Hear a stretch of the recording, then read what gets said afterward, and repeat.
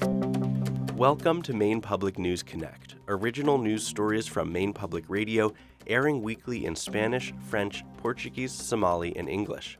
I'm your host, Ari Snider. Today is Friday, March 8th, and here are the week's top stories. State lawmakers heard hours of testimony on Monday in support of a bill to significantly expand services for people experiencing a mental health crisis.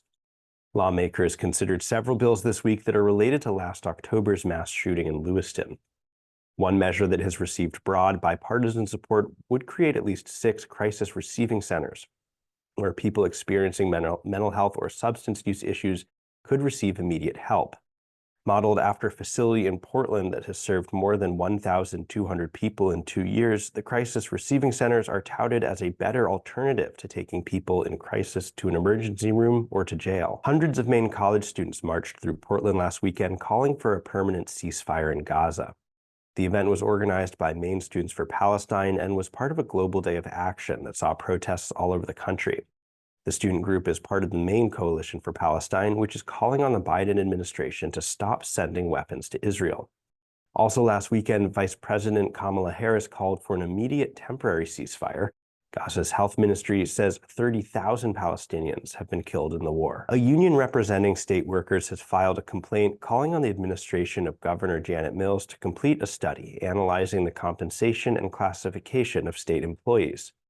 A report from 4 years ago found that state employees were underpaid by 15% compared to their counterparts in the private sector. In a complaint filed last week, the union argues that the state has been slow to complete and implement a comprehensive study on employees' compensation and classification. The Mills administration said it is committed to improving compensation and benefits for state workers, and that the union is making inaccurate claims. A coalition of more than 500 outdoor organizations, businesses, and municipalities is calling on Maine lawmakers to send a $30 million bond question to voters this fall. The funds would be managed by the Bureau of Parks and Lands and dispersed over 4 years to organizations and towns for a variety of trail projects. Supporters say the money is urgently needed after recent storms and floods caused severe trail damage around the state. The bill is expected to be taken up by the Appropriations Committee in the next few weeks.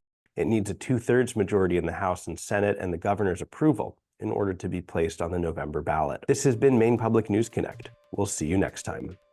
Thank you to our excellent community partners for supporting and contributing to this program.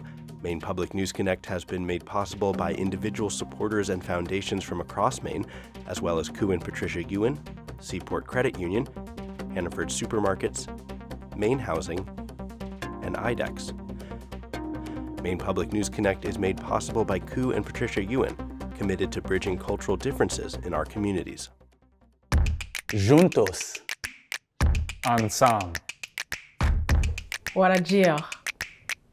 Junto. cPort Credit Union. Together. Hannaford Supermarkets, celebrating the diversity of its employees, customers, and communities, and committed to fostering a welcoming environment. Together, they're greater than groceries. Learn more at hannaford.com. At MaineHousing, we know an affordable home is key.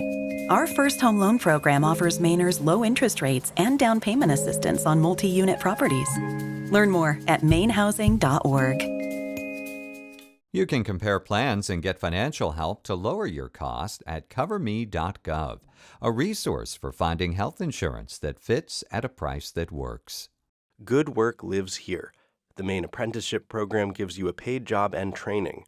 Learn more at maine.gov/apprenticeship. Things are changing with MaineCare. Stay connected to stay covered. Update your contact information at mymainconnection.gov.